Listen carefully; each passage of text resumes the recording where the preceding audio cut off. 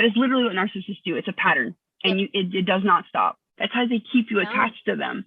And they're banking on that. And they're also banking on your silence and that you don't talk to other people because they couldn't control the narrative or control me anymore. When they do come at you and they try to create their own narrative, because they always do, keep receipts. Yeah. Part of me was like, I need to take control and like make sure that this doesn't get out of fucking hand and stuff like that. Welcome to Queer Talk, the #1 podcast to connect you to all of your favorite queer creators in a space where we share our stories on all things queer related. And hey, if you're new, listen to this, give us a follow on Spotify, subscribe on Apple Podcasts. We are now streaming full video episodes on YouTube, so you can watch these on your TV, phone, tablet, wherever you're tuning in. So be sure to hit that subscribe button and watch. The link is in the description below. So today, guys, we have a special episode with Elise, our podcast editor, and one of my good friends coming from behind the scenes on the podcast to talk. And we have a special guest. She makes TikTok videos as a queer person, also a big Harry Potter fan, and she makes videos on being a narcissistic abuse survivor. And so we have a very special episode because all three of us have dealt with, in some capacity or form, a narcissistic person. Now, this is not to say we are not diagnosing anybody. None of us are psychologists. I like to boast about my psych degree, but it doesn't mean shit. And we're just here to talk about our experiences and some of the narcissistic behaviors that we have seen in some of the people that we have dated. That is it. I'm out. Good intro. Good intro. Thank you. But before all that fun stuff, what have you guys been up to? I saved one of my cat's baby teeth, so there's that. I support you. If that's what it's not harming anyone, if you're happy about it, if that gives you passionate, whatever you want, I don't think most parents do that with their human babies, Bree. Yeah, they do. My parents kept all of our baby teeth, and they kept it in a little box, and that's when I found out the tooth fairy wasn't fucking real, because I found my baby teeth. So maybe I have trauma. Is that a normal thing to do? Probably not. Probably Just not. A box of your children's teeth? Hey, I'm not the only one. I did date a girl. Some voodoo. I dated a girl who also had that happen, and then she called me crazy when I kept her tooth. And I was like, bitch, your fucking parents did the same thing, and you're way crazier about your cats than me. I'm just sentimental.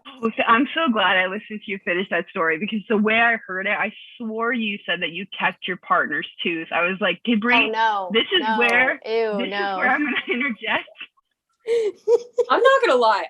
If my partner like got their tooth knocked out and got like a fake tooth, I would do a gag with that tooth. I would make them like a gag piece of jewelry. Be like, here you go.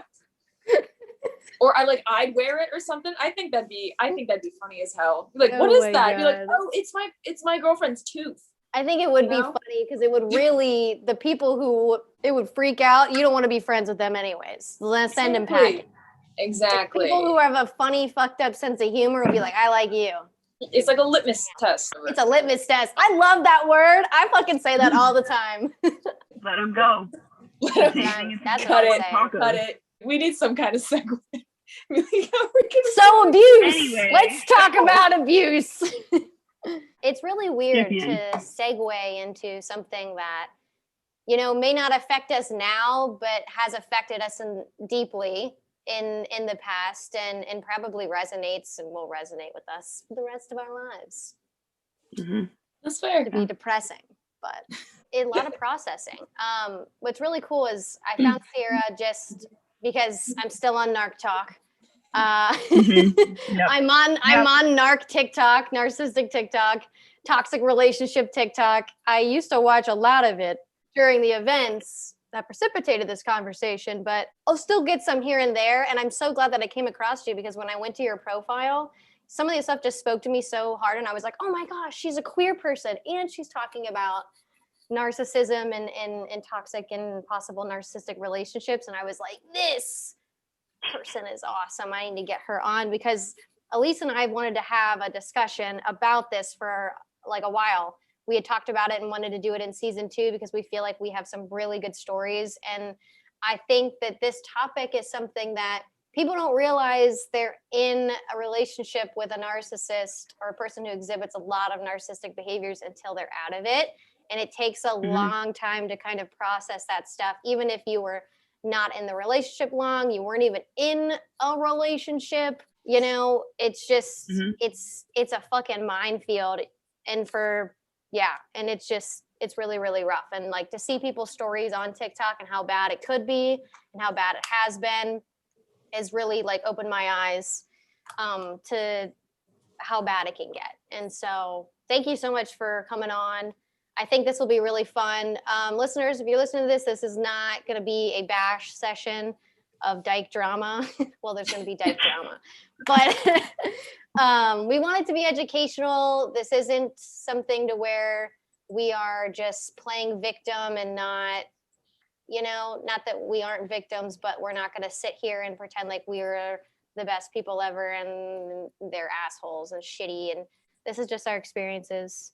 And I might just be kind of weird about talking about it because some parts of me don't feel like a victim and some parts of me feel like I shouldn't be talking about it because talking about it means that I'm bringing drama and I don't have a right to talk about it or something. So maybe that's just my insecurities. I've thought about that a lot, honestly, like leading up to the episode.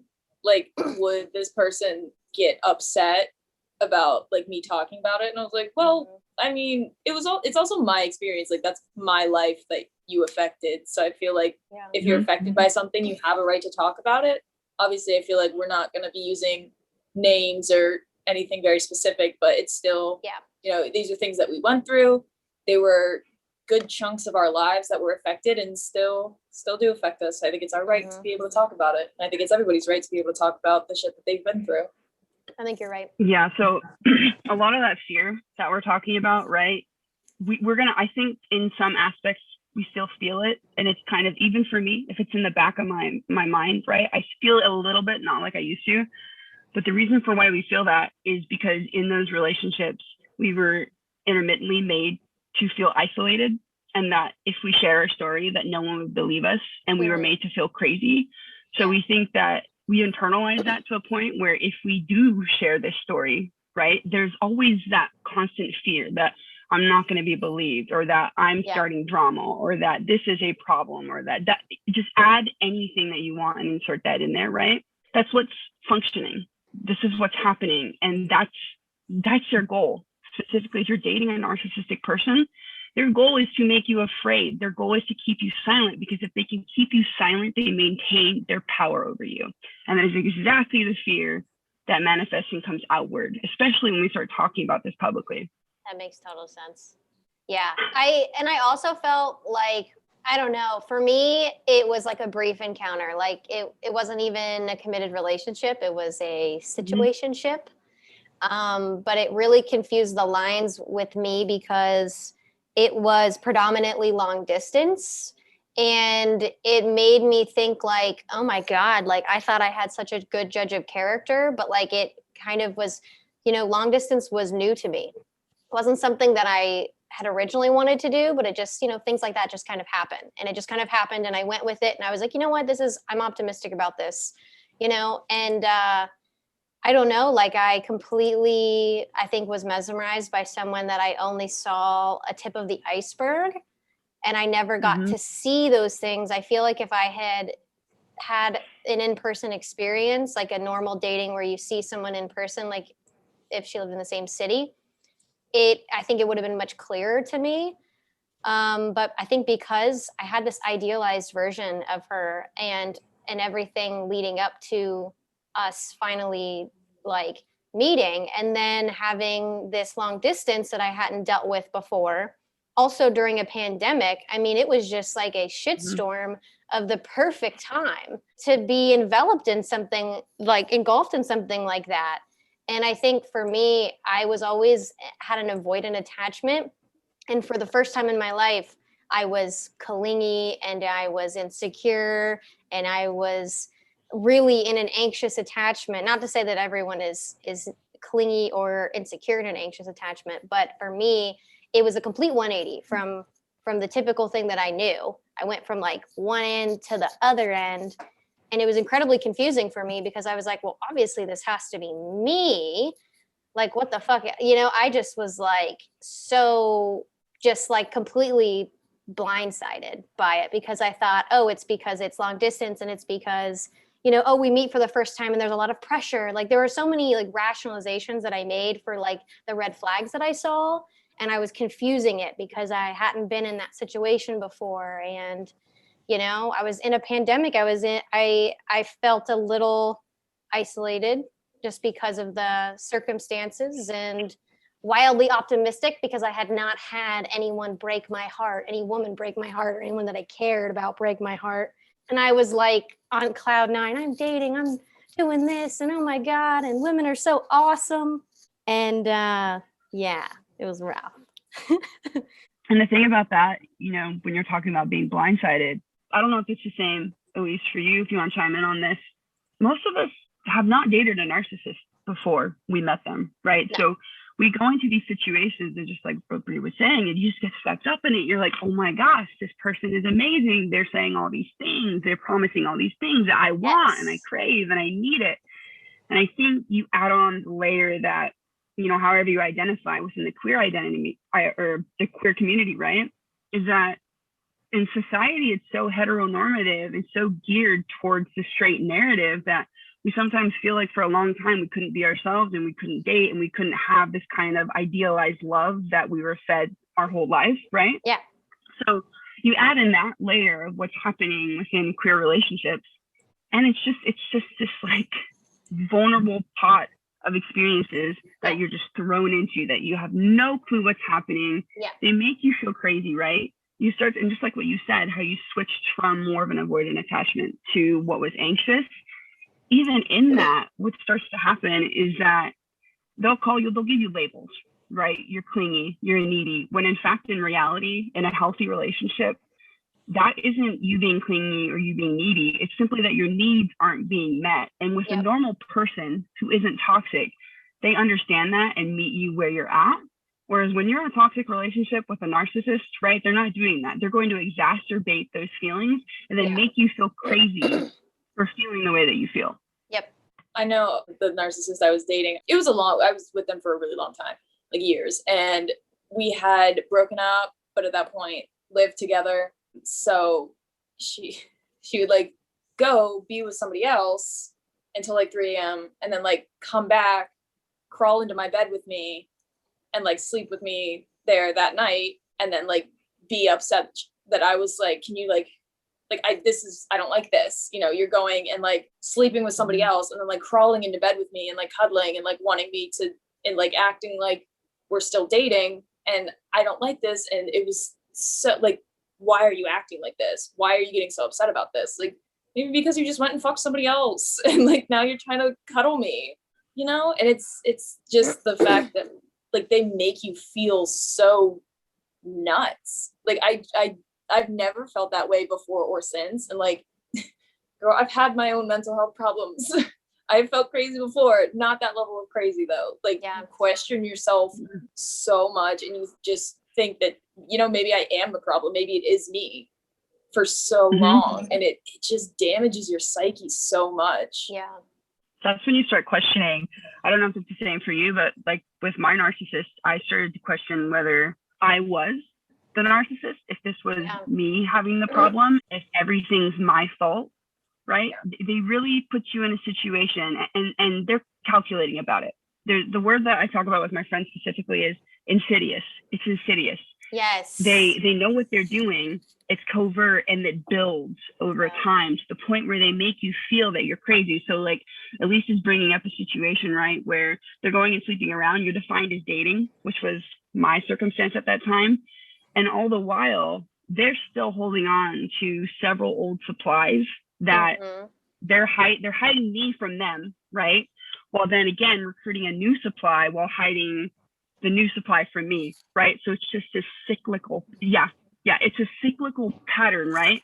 And whether you were not aware of it, right? They'll tell us one thing about the old supply, old ex, or whatever kind of situation that was. And we believe it because they've like bought into our loyalty because they're such a charming, kind, loving human being. And they've bombed us with that for 2 to 3 weeks that they couldn't possibly be a manipulative monster. Yeah. right? And so we start to believe this narrative and we go with it while they're telling their old supplies something about you to turn them against you, right? And then they're getting this new supply to believe something about you while feeding you lies about the new one. It's just this web of absolute lies, manipulation, and control just to keep feeding this and making you feel crazy. So you keep having this interaction with them. That's how they get their supply. They keep getting it that way.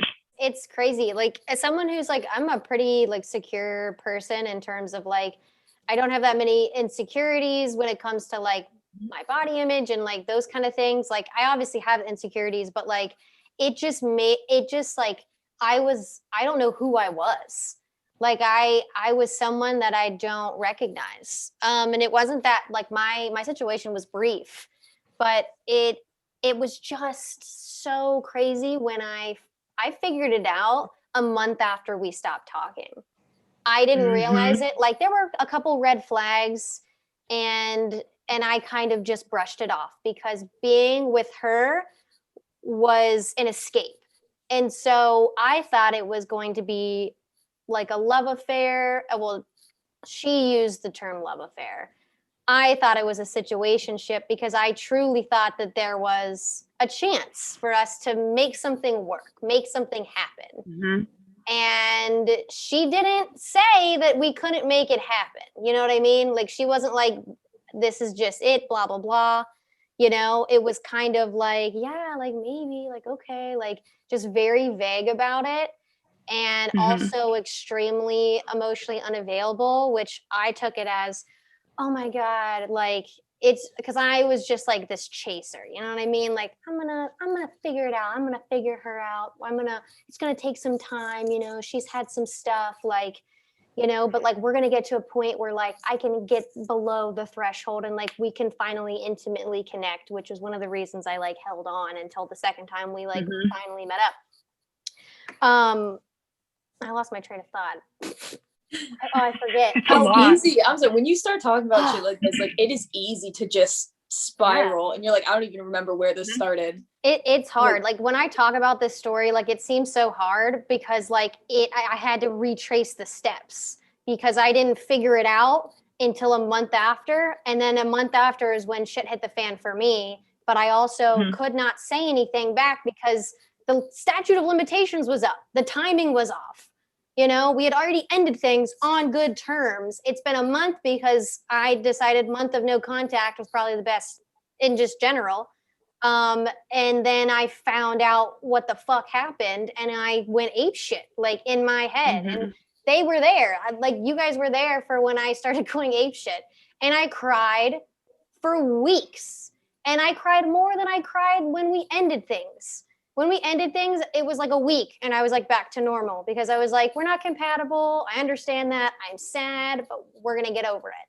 But when I realized the true depth that she did not give a rat's ass about me, duped me, played me, and all of that, I mean, I went fucking nuts.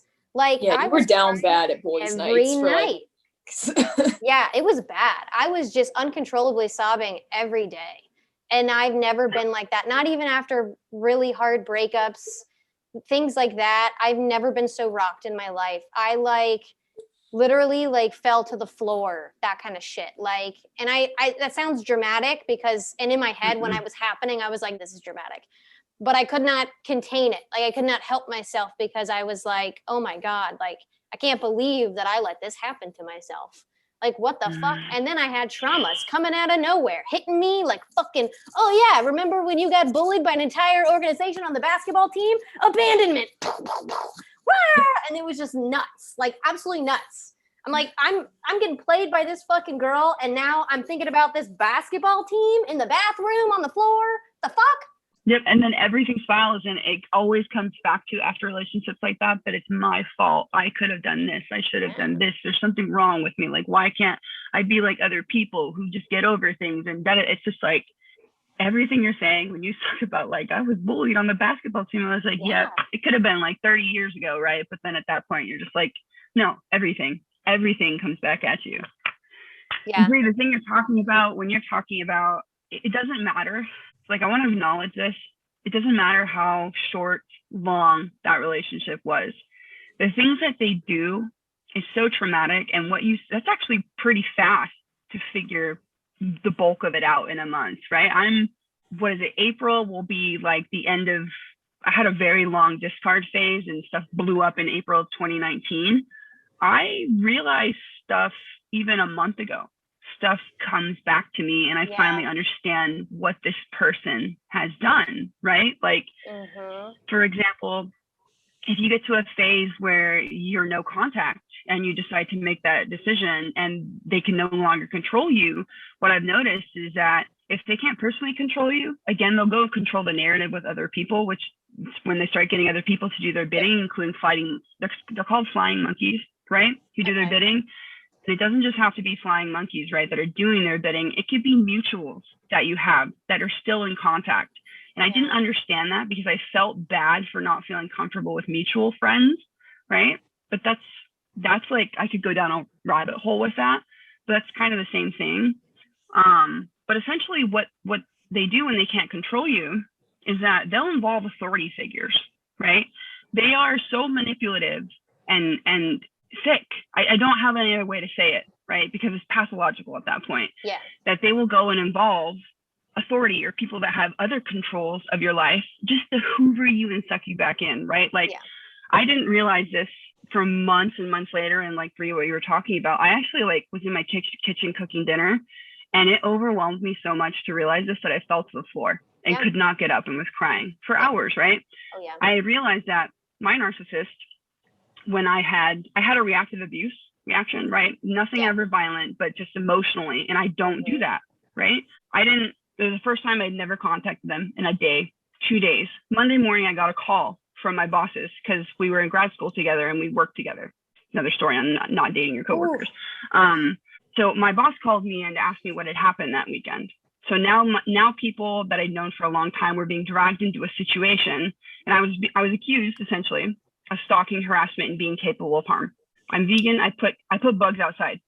Like, there's no way I'm going to do that. You're not the gay that squishes the bugs, and that's okay. We don't have to ask that question this episode. We already know. I know, right? Like the vegan lesbian, who does that in our community? I have no idea. But yeah, that's what happened, and they dragged them into that and involved this investigation, right? Simply because I put a hard boundary down, right? They will make these outlandish claims to suck you back in if you're done. And it's when I realized that, and that's abuse, right? That's full on abuse to do that to someone. Yeah. When I realized that, it hit in that moment. It's like, this is why people who are in abusive situations can't leave.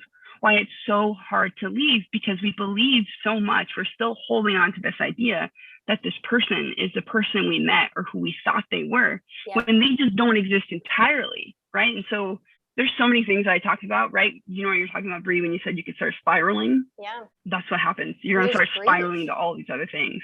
There's grief. Like, you're grieving the person that you met. Like, you're like, where did that person go? You know what I mean? Like, and it must be because of me.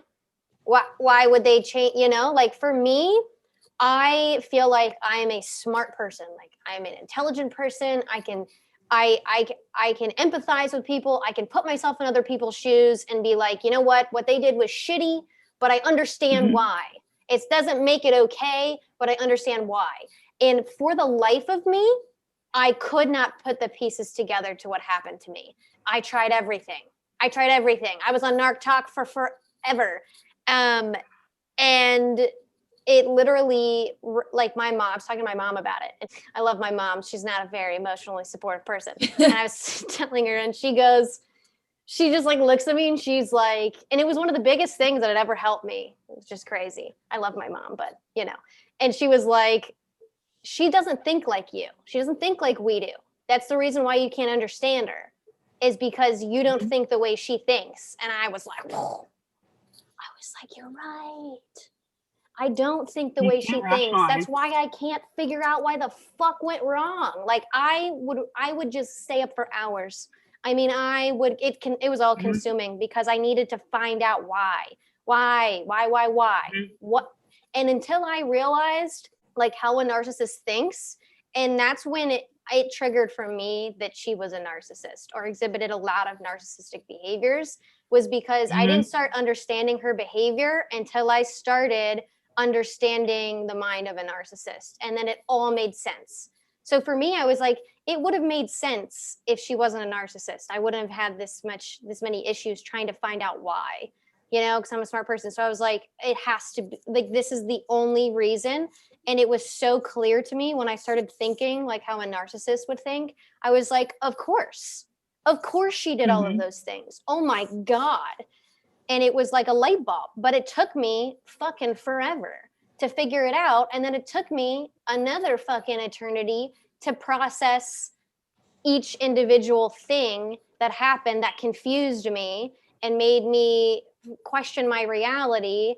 And it made me into a person that I wasn't. And I don't want to say that like I didn't make mistakes or like do things wrong or whatever. And like we definitely weren't compatible. Even if she wasn't a narcissist, we just wouldn't have been compatible. Like it just wouldn't have happened, which is what I originally thought. You know what I mean? Because it was true in the other sense. But like the fact that I felt, and this is where I got confused at first, because I was like, maybe she's not. Maybe it was just because it's a love affair, and love affairs are infatuation where, you escape your reality into someone else. And it doesn't matter what's going on around me because this person's here. And that's how it felt too. I think, at least I thought it was, a mutual thing. But then it got to a point where I was like, oh, this could be turning into something. And it would just ended up being a situationship. So I thought this is what a love affair feels like. Because I had maybe like one brief one, but like this is what it must feel like. It was the little things for me. Like there were just little cracks in the facade and in the mask that when I finally had that break, there was that break and I broke. All of those little moments just kind of reappeared in my mind and as intrusive thoughts for like the next like month. Everything you're saying right now is resonating because I think a lot of us get to this in different stages, right? That's why I'm going to reiterate, it doesn't matter how long that relationship was or what type of relationship was or what the circumstances were around that. Being in a narcissistic relationship of any kind, heaven forbid those, bless them for growing up with parents who are that way, right? Because that's its own set of issues. But we get so caught up, especially if you're someone that likes to think or is very rational, we get so caught up. Right. Yeah. Psych major, neuro major. This is essentially what we do. We spend our life thinking, right? We get stuck, right, in the mud of trying to rationalize irrational behavior. Like you can't. There's no way that you can't. But the thing is, because we've never experienced it, we're using coping skills that we had before, right? Where we're trying to rationalize because rationalizing worked in the past. But like you said, you're dealing with someone who does not think, feel or experience life the way that you do on a normal plane at all, right? They're very much on that right side of that scale, leaning towards narcissism, right? And again, we're not going to diagnose, but we know what we dealt with now. And the whole part where you're saying you're sitting there and you have a breakthrough moment, which is again why it's so important to talk to other people and to read resources, because that moment that you're talking about, it happens for everyone, different timelines, but it always happens where you're sitting there and you're just like, holy crap. This is what I went through. This is what this person did. And then you start to, like you just said, you start to break it down into smaller parts and you're floored and you can't believe it. And again, I think the challenge at that point is getting to an understanding. If people have access to therapy, there's no way I would have been able to get through this without therapy, right? But if you have access to it, you can start getting to a point where it's like, of course, we're accountable for our actions, right? If you have a reactive abuse kind of reaction, right? And that is specifically you're reacting to being abused, right? The narcissist will poke and prod you, push you to the point where you completely lose your sense of character and you act out it. You're just not yourself anymore, right? And you have a moment like that. We're dealing with the coping skills we have in that moment, right? And I'm going to keep saying it's because we've never dealt with it before. We've never experienced it before. And so we're going to have that reaction. We can be accountable for that reaction. We can sit there and process that and be like, okay, that's not what I should have done in the moment. I didn't know. I know now. It's okay. I'm not going to be in a situation in the future where anyone puts me in that situation again, right? So that's what you were talking about in personal accountability. Cool. We can have that. but it will never, ever make what the narcissist did okay. It will never be okay to abuse someone to the point where they just lose it. Yeah. Ever. I have to say, I didn't learn what reactive abuse was until like max 6 months ago. And this relationship ended over 4 years ago. And the peace that I felt, like I didn't think about it. I don't think about it on a daily basis anymore. I hardly ever do. But like I saw this TikTok and it was talking about reactive abuse, and it was the first time I had heard of it. And it just put me at so much ease to be like, what I was doing is not like an insane thing. Like me getting that upset and being like, and screaming and yelling. And I don't do that. Like I'm a very chill person, you know? Yeah. And the fact that I was just like, I was constantly flipping out and I was screaming and crying all the time, constantly, and like being called abusive by someone who is treating me like I am absolutely disposable. Yep. And just learning that, like, you know, that's a common thing. That's a common reaction. You know, you can take accountability for how you reacted, but it was something, you know, I was in a new situation. I had never experienced something like that before. And I'm not saying how I reacted was the best, because it absolutely wasn't, you know, but just to learn that, like, hey, this is a known thing. You're not alone, and it's not really your fault. You know, I just felt so much peace and was like, I can finally like put this away, until I came to like a new realization last week, but that's a different thing. It's all good, buddy. I wonder if for both of you, learning the terms about what happened to you, at least I think it's very empowering. And I always, you know, you get there in different stages when you start to learn the terms, right? They help significantly. But I wonder, what Elise was talking about actually, you know, reminded me of, again, we've never been in this situation, but when you react, right, you get to that point, because as a healthy person, even if you have anxious or avoidant attachment, if you're trying to constantly establish boundaries over a course of time with a narcissist or someone like that, and they consistently deflect, like don't address them at all, or keep coming back to the same kind of problems or breaking those boundaries with you every time you try to set them, you get to that point where you're just like, this is insane, and you absolutely lose it. So I was just wondering if for the both of you, if, you know, because you try to set those boundaries, if you're on that kind of scale, and you try to, but no matter what you do, they don't care, and they put you in that situation regardless of what you do. Yeah. I would say, I honestly don't think I was the best victim. I feel like she could have done a lot better in choosing her victim, because I just don't think that, like, I think it, and I'm not saying this in like a bad way, I just feel like I'm not the best victim because like I have a supportive family and like in certain things.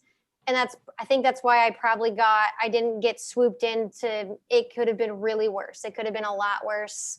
It could have been a lot worse in different phases of my life when those things weren't as stable and I wasn't as stable. So I fear, because I think of, oh my God, like if I was in this phase, I can't believe what would have happened to me. Because like I remember certain instances where she would try to isolate, like when I would be talking about, because I was having family issues at the time. And what's funny is like she had talked about an ex that literally like moved, and like family was like a big issue because she was like consumed by the opinions of her family and chose her family over her girlfriend, quote unquote, is what my narcissist said. And of course, you know, when she would talk about her ex, because I had a conversation with her and I know she cataloged it, because I was like, you know, when people bash their exes, it's like a turn off to me. It tells me there's something going on there, like you're the toxic one or you're not over it. Either way, I don't want to be a part of it. And I remember like, and I know that she cataloged it because she made her victimizing of her previous exes very covert. She did not like bash them, but she made it out to be that she was the victim in the situation. You know, her ex was super extroverted and would always, you know, grab her leg when she was trying to speak, like if so to control her. but never to say control. She never used those words because she knew that I would pick up on it. She was fucking smart. So she would say things to put herself in a victim situation and for me to make it believe that it was my idea, that of my opinion of that person, which obviously I thought, she seems really controlling. She didn't let you shine. All this shit. You know what I mean? And I really did. I fell for it. I really did. I empathized with her. I was like, that must be really hard, blah, blah, blah. And it was really interesting in the timing of it all. Like she would only do those things when I was at my lowest. Like there was a couple of times where we got into some things and I broke down, and that's when she would become vulnerable. You know what I mean? But it was never vulnerable. It was just her like victimizing herself. And I thought that that was her opening up to me and that we were building intimacy. You know what I mean? But like she would only do it once I had been broken down and I was in a place of not in a good place. And like it made me think of this ex in like this certain way. And looking back, at the conversations, she had isolated that person completely. Like that person moved for her, that she was trying to battle. The family didn't like her. That was a red flag. You know what I mean? Like family can be toxic, and it can totally be the opposite way around. But with all of this, it should have been very clear to me that she was trying to get her from her family and isolate her. And it was also weird because she wasn't over, I don't think she was over the ex. And this is something I didn't realize until like a month ago. And this had been long over. And like, because she had talked about her ex in a manner that I talked about her. She really matched the way that I talked about it, which is really interesting. But there were a few things that were off to me. And one was when she said that they had ended things were way over before they ended things, she said. And then the ex got into a relationship after 4 months, which if it had ended a while back and you were still in it, I don't think that 4 months is that much. Like, I don't think it's too quick. I mean, maybe for me, but like for someone who had been 6 months over, that's like 10 months. But she was very annoyed that this person had moved on and she was working on herself. And that's, I think, is really funny considering she was always talking to someone the entire time. But you're working on yourself, so you're better than her. So she made it like she was superior to this person. And then, she ended it by saying, well, I stole one of her friends. One of her friends is now my best friend, and we're better friends than her.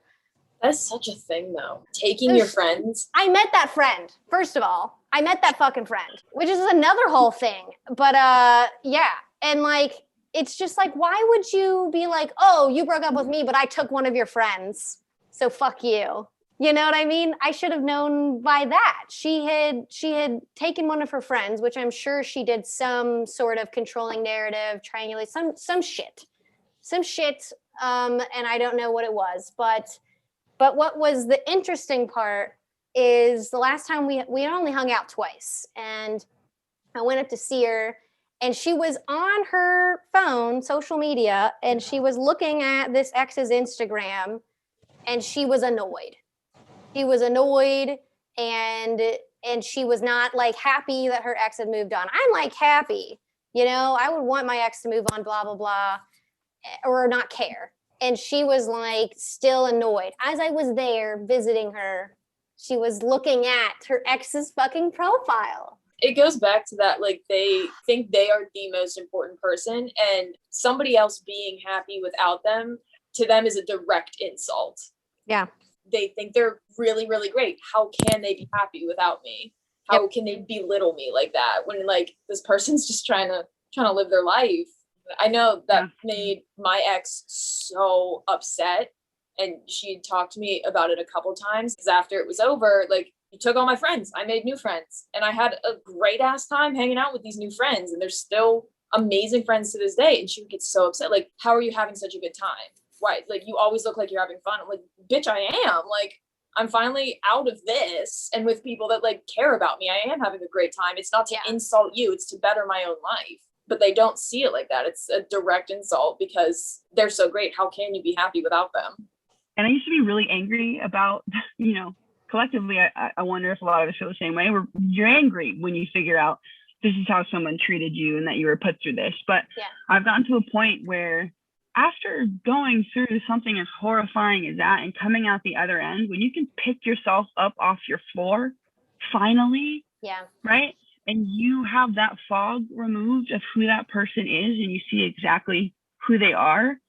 In the future now, you see these red flags, you see them from a distance and you can name them, you can recognize them, and you can run the other direction, right? And so the thing about that is like, I always tell people when we're having conversations about this is like, take it slow. If you are having a conversation with someone and they're telling you things about an ex and they're telling you things about their relationships with their families, and there's nothing positive coming from that, and they're telling you stories about what has happened in the past, they're telling you about themselves.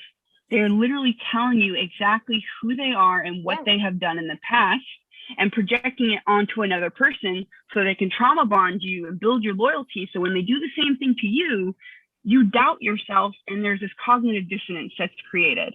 Now you can't leave because you see the loyalty and you feel this like, you feel that for them. But then there's this other side that you can't rationalize, but because you've been bombarded so quickly with love and feeling and validation, you don't see these red flags. So we can be very intelligent, smart, caring people and completely miss these red flags because we've hopped into something so fast, so quick. We've missed every red flag because, again, we didn't take it slow, right? So there's so many things that if we just slow it down, you'll know how they treat you for their friends. You'll know that they really don't have long-term relationships with people. And if they do, those are also in turmoil, right? You start to figure that out. They start to tell you about their exes. You start to figure out this is probably something you have done to them actually in the past, and you're just throwing it on to me, right? You figure that out. You start to understand no healthy person or relationship tells you you're the one or that you're my soulmate or something, insert something along the lines of that in the first 2 weeks to a month. You're a stranger. Like you should not be saying these things to me, especially it's such high risk. There's so many things at stake, and you should not be promising a future, a world to someone in the first month when there's so much that comes with it. And I think when you understand that at the end of being in a relationship with a narcissist, you're just like, you come at me with that stuff, I'm gone. I will run for the hills. We're done. I'm like so avoidant now. Like if I decide I'm going to be with somebody, that somebody is somebody special. You know what I mean? If you extend feelings to me, 9 times out of 10, I am going to bolt the other way if you do that too fast. Like I'm going to skirt on out of there. You know, you got to be something for me to be like, I like this vibe. I like that we can share feelings, because if you're doing that too fast, that shit scares me. But that's also smart. That's what we should be doing. And like, I don't know if we're going to touch on this at all, but that's sometimes, I know we have this stereotype in the queer and lesbian community that we U-Haul, and it's funny. It is funny, right? But when you think about it, I feel like the people that rush into things so fast and miss these red flags, or if the red flags don't exist and they have a happy relationship after 2 weeks and it's been 7-8 months later, they're the exception to the rule. At least that's my experience and what I've noticed within our community and in my own relationships, right?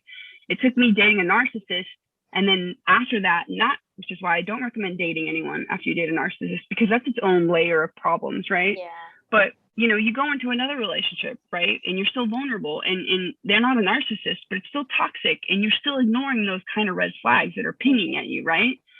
And so within our community, sometimes it kind of feels like, well, if I don't want to do this and I don't want to hop into this relationship and I don't want to fit this stereotype or this narrative out there because I don't think it's healthy, then it goes into the other questions about like sense of belonging, right? These are so many like layered nuances pieces that I'm bringing up, but specifically when we talk about just the speed at which things move, it's just, it's not healthy. It's not, because you're jumping into something with somebody that you you don't know. I'm not gonna name any names because there are just too many to name. But like the amount of lesbians that I have seen like a week into dating, social media is flooded with I love yous and all of this stuff. I'm like that, it's not healthy. And we should not normalize giving all of yourself to someone that you don't know yet. Yeah. Especially, obviously, they're not always related, but like, especially with a narcissist, like in the beginning, yeah, everyone's charming. Everyone's going to be like, yeah, I want to give you the world. Like, give that a couple weeks, a couple months. Like it's going to fade away if, you know, this person isn't that great, you know, but everybody's great at the beginning because in our community, especially, like we jump into things, we commit to something before we know anything about this person. Yep. Yep. 100%. No, 100%. That part is the one thing where I'm just like, you know what? And this, and like Elise said, it's you don't even have to be a narcissist. It can just be a toxic relationship, and you just basic incompatibilities, right? Like you hop into something so fast, which is frequent in our community, right? And then it's a couple months later, and you're blindsided by this person, by who they actually are, and you're just sitting back and you're thinking about, you know, had you given this some time, it's seriously that 90 to 120 days. If you can get past that person and that person's still that person for the most part, right? Yeah. Then cool, let's go for it. But the thing we find ourselves in is that it becomes a traumatizing, and this is regardless of whether it's a narcissist or not, right? Because this can happen. With the narcissist, it's just an added level of trauma that we get to unpack later, right?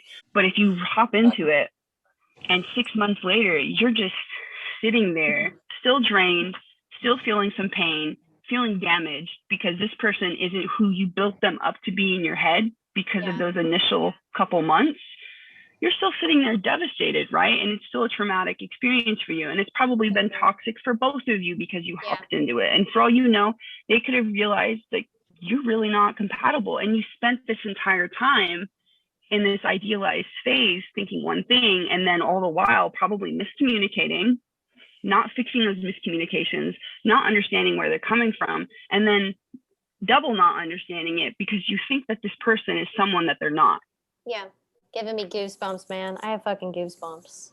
I think a good piece of advice I try to give other people, but not in like a pushy way, is like, I think we hurt ourselves mentally. Not that we hurt ourselves, but like when you jump into a relationship with somebody and like you immediately put on a label, you're like, yeah, I'm dating this person. You putting yourself in a box with somebody and being like, this is my partner, is my girlfriend, my boyfriend, whatever it is, like this is it. I think it makes it that much harder to like get out of it if it's not for you anymore. Yeah. You know, like if you're not necessarily as happy as you thought you were going to be, now we have this label, it's just that much harder to get out because, you know, now it's a defined thing now. This is our relationship. Whereas if you take the time to just get to know someone, like genuinely get to know them, take your time. If you decide it's not for you, it's so much easier to drop it and to go. Yeah. I think you're absolutely right. And like I never made a commitment, but I had wanted to like entertain the thought of it. Like I was really optimistic about like this person, and she kind of kept it very vague and kind of kept me on the hook and kind of kept me there because she liked whatever I was bringing to the table. And to be quite honest, like when I had really dived into covert narcissism, which is what I think had happened to me, I think she was a covert narcissist for sure, because just the way that she never, because she knew, I feel like she knew that I wouldn't put up with certain shit.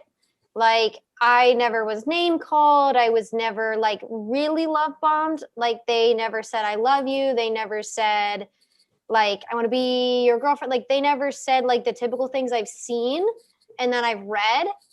Because they knew that I would be like, no, what the fuck? So, but I got the validation, like, and I know that she was calculated because, like I said, there were these little facade things that would come up, you know, when I was, you know, pretending, well, I thought I was mysterious. I was like, just trying to be playful. And she goes, oh no, I know exactly who you are.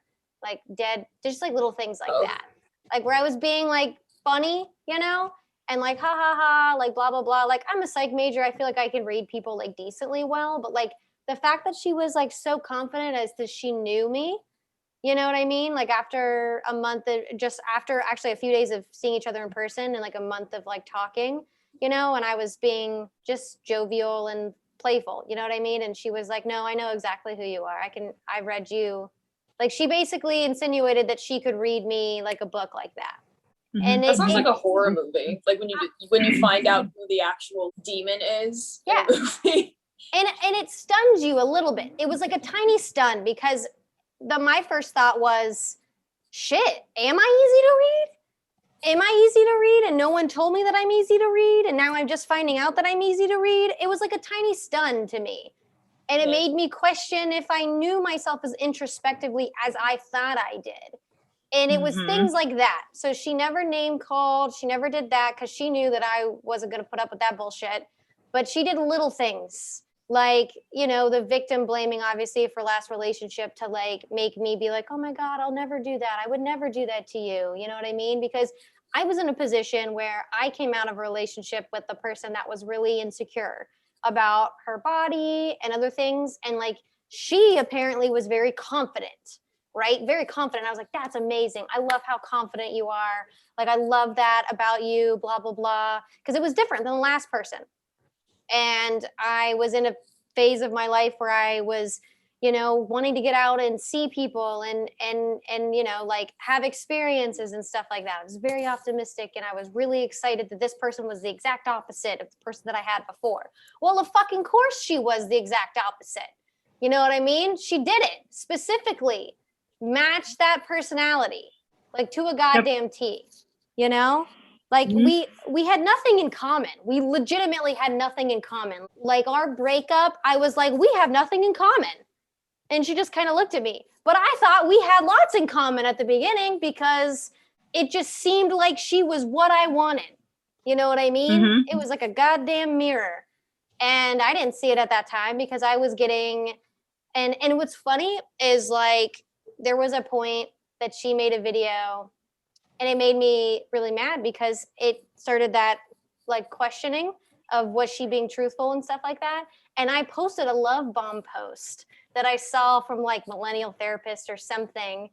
And I posted it and I posted a reactive video, which was toxic. And it wasn't, and I actually deleted it, apologized and deleted it because it was the one video that I posted out of spite, but the post ended up being true in hindsight that I didn't realize months later. Like I subconsciously knew it and then convinced myself that it was wrong of me to post because she was so like mad about it or whatever.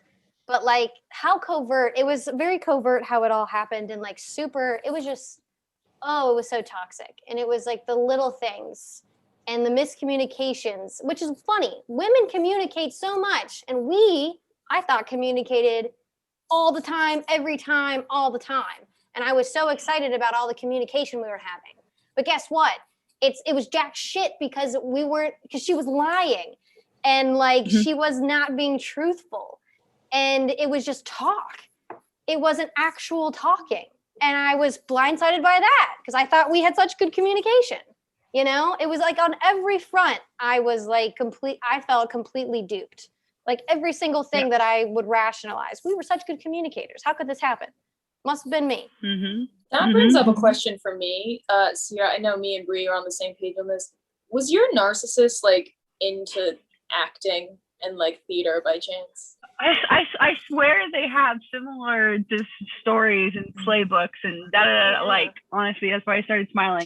Just as like a disclaimer, when I start to get annoyed and I start thinking about past experiences, my go-to reaction is to smile, so it's kind of like strange. And I start laughing because that's how I process my annoyed anger. Like that's how I've always been, unless it goes to tears, which it won't. But just to let you know, like if I'm smiling during this, listening to your stories, I'm like, in my head, I'm just like, these motherfucking like shitheads, I'm fucking, you know what I'm saying? That's what's happening in my head. So that's the smile is coming out instead of the language. But yeah, my narcissist is actually a poet, was a creator, she's not dead, is a creative writer, goes to school for it now too, right? Is in that field, specifically does that.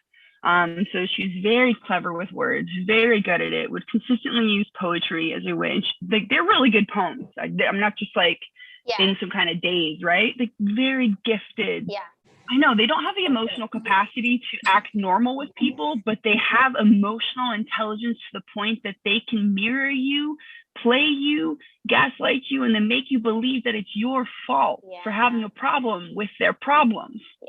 Right? Yeah. But yes, so yeah, she's in the creative field. She used that as a way to continue to hoover. Right. I just feel like at this point they all are in the same kind of things. Just there's a script. There is a script that goes around, and they're like, "Hey, pass this on. Read this one. Oh, you try this one. Okay, let's do this scene." Like what? And just as a disclaimer to the listeners, in no way are we trying to say that anyone in like all people in a creative field are narcissists. Just wanted to put that out there. But like it definitely is something that I think they're drawn to because it gets them attention. Like it gets them attention from people. Yeah. Like my narcissist was big into attention and glamour. And I thought it was confidence. And it was honestly, I played into it because that's what I was looking for. It was the opposite of what I had come from. And I was looking for someone who was confident and, you know, and all of that stuff. And I remember just like putting her on a pedestal because I thought that she was all of these things. And it turns out like she wasn't. And then this is the thing, like what I have a hard time with and what really hurt me was like, I think that she thought that I was someone of high status. And I think this is what a lot of narcissists do because they are incredibly insecure and shallow. And not that I think I am like high status or whatever, like I don't think of myself like that, but I feel like she thought that I was. And I feel like people like that go for people who are authentic and who have like very like pretty decent lives, you know what I mean? And they come in to fuck them up. And like, I think that like they think of you as a high status item, something that they want. Mm-hmm. They want that authenticity. They want whatever you have, and they're going to bring you down to get it. And that's how I feel what happened. And then I was also the discard. I was discarded. And the process of feeling like you're the best thing that ever happened and anything you do is amazing. That's how I felt. Anything I did was amazing. You know what I mean? I was amazing and I was hot and I could wear a cutoff and still look hot and it's not even that big of a deal. But like the way that she put it made me feel amazing. And she also knew that my love language was words of affirmation. And she also knew I didn't get that in childhood and I didn't get that shit. And she knew all of these things about me. And, you know, you tell these people these things out of vulnerability to build a foundation and to have your needs met, you know, and not to have it turned against you. And that's how I felt that happened. Like she made me feel like I was $1,000,000 fucking bucks and I had some issues in the summer and she had isolated me and never like talked down about my family, but just made it seem like, you know, it was just, she pushed me away in a certain way. And she made it seem like her parents were better because her parents come from religion. Her dad's a fucking cardinal or some shit. I forget what it was, but he's in the ranks of whatever Protestant sect and whatnot. They have an incredible ability to make you feel so great and lesser than at the same time. Yeah. Like a narcissist they'll reach for somebody that they believe will make them look better. They have something that'll make me look better. They're always going to reach. They're never going to go for somebody that has nothing to offer them ever. Yeah. Because it's not going to make them look good. But at the same time, like they think you're great because you make them look better and then they cut you down at the same time. Yep. Like they're going to imply that their family is better than yours. I know mine did. They're going to imply that they have more talent than you. And like, it's so strange. I honestly don't know how it works that they make you feel so good and so awful at the same time. Yeah. It's crazy because I didn't see it coming because I never saw the typical signs when you hear of people cutting you down. Like, you'll never find anyone better than me. Like all of that stuff, that never happened to me. But like the way that she made me feel like, and you brought up poetry, Sierra, like that your narcissist was a poet or whatever. And she wasn't a poet, but she liked poetry. And so like there was one instance where I thought it was really cute because there was a poem that she really liked. And I thought that I would read it to her. I thought that I had a book of poems and I thought that it would be really fun to read it. And I got like a few words in and I was saying it wrong. apparently I wasn't saying the poetry like I was supposed to be saying it, you know? And I already felt a little off at that point because I don't know, like I started feeling really insecure in that relationship and I couldn't figure out why. And then I decided to do something cute and out of style because I'm not a poet. I don't really do that stuff, but I thought it'd be cute. And she corrected me on the way I was saying it. I wasn't saying it right. She was like, "You're not saying it right." And I just shut down. And I'm not the person to do that. I'm not a person that like gets mildly, like has some mild obstacles and then just shuts down and doesn't try. But in that relationship, I felt so defeated, you know, apparently like I can't do anything right. And I can't, and that sounds like I'm gaslighting. Can't do anything right. But I didn't say anything. I just kind You of sound like stopped. the straight boy when he's getting broken up with. I guess I just can't do anything right, can I? Yeah. I just Oh my suck. gosh. But it made me feel like that. Yeah, it was nuts. Well, everything you're talking about are things that I think a lot of us experience. I know that I experienced it. My narc is like short for narcissist, told me that her old supply, right, was just friends, and that the old supply wanted more, but she didn't want that at all with her, right? Yeah. We literally had a conversation in her apartment one night about what we were, and the words came out of her mouth that we were dating, right? Not exclusively, but that we were dating, right? Yeah. Which is, it's a little bit more serious than, you know, we're talking, which I don't like the word talking. It just, to me, when Yeah. people say we're talking, it kind of sounds like we're in middle school, and I don't want to do that, right? Yep. But yeah, we were dating. Come to find out, and this is how abusive reactions happen and how they get people to think that it's you and not them that's the problem, right? Yeah. Come to find out, after I opened my mouth and went and talked to other people, and this is months later, right? When I talked to other people, found out that she had told mutuals that we were just talking and we weren't dating. And that's why when I would react, because she'd put me in situations in public where, and I don't react publicly, I just get silent and angry and I don't talk and I just disconnect from everyone. I was in a situation like that with a group of mutuals when we traveled somewhere. And she had painted this narrative behind my back to several people so that when I was in a situation where she pushed that button again, I fell right into her narrative. And then she could be like, then they were like, "Oh, I don't understand why you were reacting the way you were reacting when you were just talking and it wasn't that serious. It made no sense." And then here I am sitting there like, "Are you serious?" And then to go on to that point where you're talking about how they bring in other people in the new supply. Well, my new supply was a former resident of mine. I was an RA in college. It was a former resident of mine who I was a friend to. So they knew me, put me in these situations while using this person as their new supply. And I was going to a class one night, right? And I was still in the discard phase because she had not discarded me yet entirely. She was still hoovering me in, right? And so I was going to class and I'm walking up to the class, and outside the library, she's having this romantic kissing on the cheek, hugging. It's not what friends do. We know what that looks like when people are saying goodbye or greeting, right? We're very aware of that. That's not what that was. So before the class, I asked her and took her aside and asked her, I was like, and I already had suspicions about this going on, right? And so I asked her, I was like, "What just happened with so-and-so outside the library?" Her words verbatim were, "You don't know how I am with my other friends." Of course they say that, right? Yeah. And then she told this new supply the same things she had told me about her old supply, right? That we were just friends, that there's nothing there, that we da-da-da-da, right? Yep. So it's like, it's the same thing. And while you were talking about it, right, you talk about the narrative and what they tell other people, the fact that these people have to lie to you and lie to everyone around you and them about who they are to get people to like them, just to like them. Yeah. Right. And that this is what I kind of like land on, that we will never have to do that. No.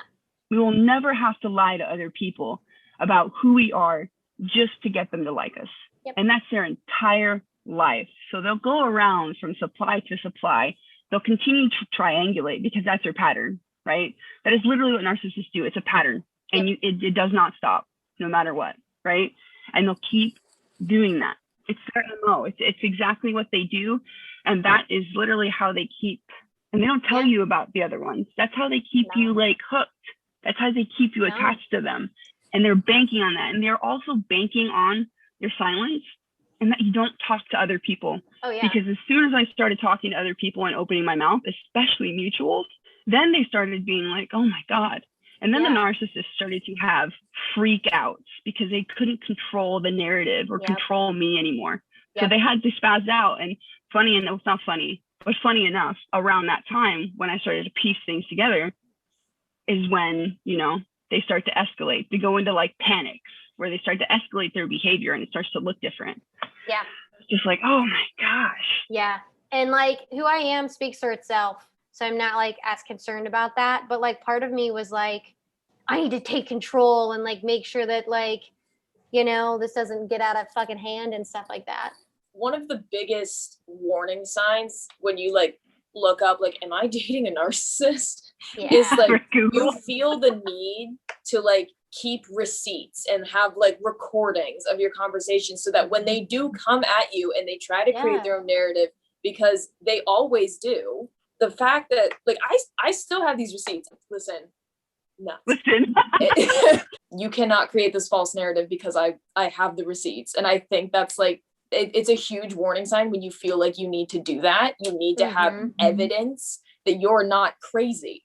Yeah. And that you're not just obsessed with this person. They won't leave you alone. Or like you weren't just friends. Like the fact that you feel the need to do it, and the fact that I went as far as I did to do all of that to secure my like life and not be labeled as somebody that's just like, oh, she's crazy. She's, you know, she's just obsessed with me. I don't know. It's jarring to look back on now, but like, I feel secure. Try to create a narrative about me. Come at me. Don't Come at me. Don't show themselves. They always show themselves. The thing you're talking about, you know, here's the thing. It's like what you're saying is you have to just keep presenting as your authentic self. Yeah. Because eventually they will show themselves to other people. And you know, what we're talking about with keeping receipts, I no longer actually keep any receipts. I deleted everything from this person because this person, when I say that they show themselves big sometimes. Yeah. And so this was in a professional sense, and they got themselves into trouble in a professional sense because they were caught in several lies after they had accused me. Right. And so thank God that alleviated some of the isolation and the you're crazy and you're da da da da. But they also found themselves in some murky situations with mutual friends, right? And then, of course, they know exactly what to say. And those friends are also in a narcissistic relationship with that person. It's platonic, but it's still a narc relationship, right? Yeah. And so they're still in that hoovering phase where the narc can, like, even though this is like logically what they did, they'll still pull them back into it, right? Yeah. So I completely understand keeping receipts and keeping all of these things. I think you stop. I don't know if this is in general or for a lot of other people, but I know for at least myself, I stopped keeping the receipts and got rid of everything because I finally realized that there are so many other people, specifically professionally, that see her for who she is. And that was all the relief I needed. And the fact that for both of you, you probably feel this way, is like you show up the same. And I mean, it's nuanced, right? Depending on the type of relationship you're in, but you show up as the same person. Yeah. You're authentically yourself. Yeah. That is not what is happening with them, right? And so eventually they're going to show their cards. They're going to show their true colors. And while that is terrifying and why we keep receipts, right? Because they do come at you and say, I never said that. I'm going to gaslight you until you are eternally miserable, right? Yeah. Completely understand why you keep that, but they always show out. Like, I know I got all my friends taken away. And then a year later, all my friends came back and they were like, we're really sorry. And I was like, it's fine. We don't need to be like friends again, but like, there's no bad blood. Yeah. I mean, the same thing happened to you, just in a platonic way. Yep. It's such like a confirming feeling. Even like if it's not another relationship, whether it's professional or friends, when somebody's like, I get it now, like I see what happened, it is so like validating. Yeah. Like, okay, so that is what was happening. I think it's the same as someone telling you finally, I believe you. Yeah. Just those words, those 3 words, I believe you, is the most, you know, it's almost like you go from a 10 down to a 2 in a matter of like a tenth of a second. Seriously, for someone just to see you and understand, they don't need to know what you've been through, right? And they never will. But the fact that they see you in that moment and they can acknowledge that is the most validating feeling and validating part of going through such a traumatic experience with someone. Yeah, I completely agree. And also, I think when you realize that that person isn't shit, Like you realize that like they're not what you thought that they were, and they played up all of these things. And like that's how I felt. Like she didn't need to play it up. Like she never needed to play anything up. I would have liked her for her. That's the hard part. Like I didn't care if she flipped fucking burgers for a living. You know what I mean? Like I liked her. I liked her for who she was. And it was like these little facades that didn't need to be there. Playing up your job, playing up like your importance, you know, like I wouldn't have given a shit. And then you get to the point where, and then that's also long distance, I feel like played a part too, because like once I realized her environment and what she was working with, you know, it was kind of like, oh, like she is someone who lives in a small little apartment in a city, and here's where she took all of her Instagram pictures that look so glamorous, but this is what I'm seeing in real life. And you know, it was like grounding to see it, but like looking back, I was like, she just played up her life in a way that she never needed to, because she thought she needed to like impress me. And I was, you know, that's the shitty part for me, is like I didn't even need all of that. That's one of the big differences with like dating a narcissist, is that like you do feel these genuine feelings for them, and they can mirror it back to you. But like recently saw a video with a therapist talking about it. She's like, you know, when you're with a narcissist, it is like looking in a mirror.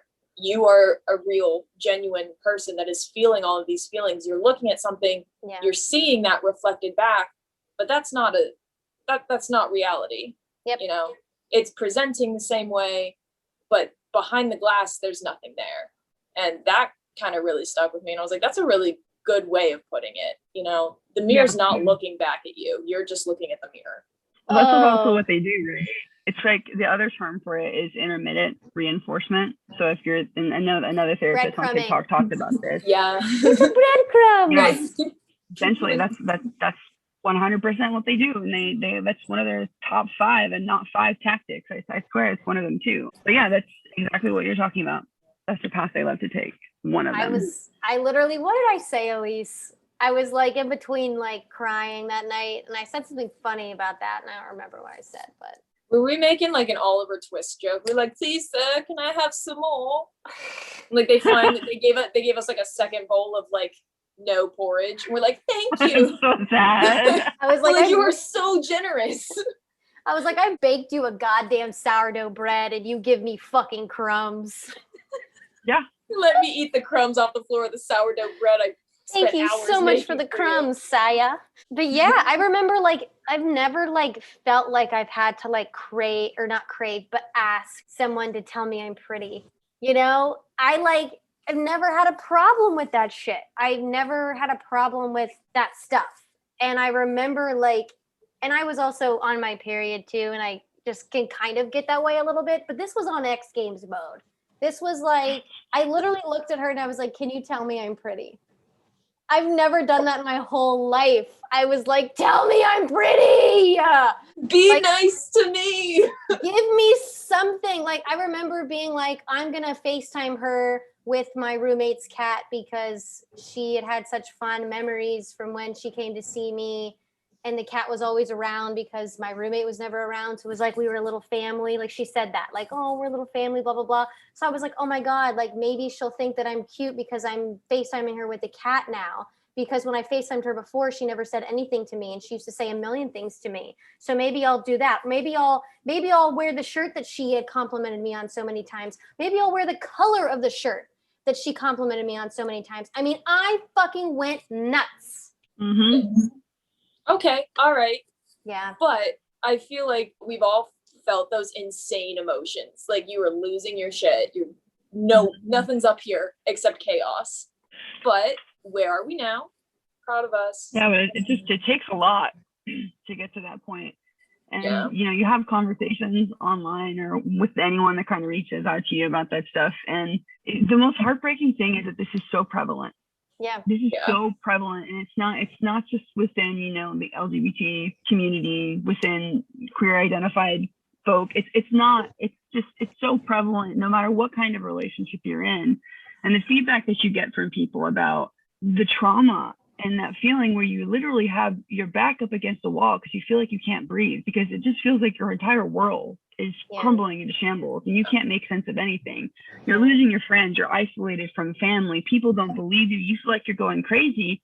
And it's just like, to have these kind of interactions with people and to understand, like, you know, we've been where they've been, and to come actually have this conversation with a friend, another queer creator who also was in a narcissistic relationship as well, is that, and this isn't to be wishy-washy about it because it was a nightmare to get to this point, but I think those of us who have experienced this and gotten through it, excuse my language, should be damn proud of who we have become. And the fact that we came out of this so many times when we wanted to quit, the fact that we came out of it, that we can recognize this, that we can see it, and that we will know, hopefully, right, that we will never again be in a situation where a human being could ever treat us like that again. I think we have every right to be so damn proud of that. Center ourselves in that specifically, because it took everything, every ounce of our being to pull ourselves out of that. And I think we should have a lot of pride. In that I think you're absolutely right. Like, without question, I know that is the lowest, like, mental state of my life.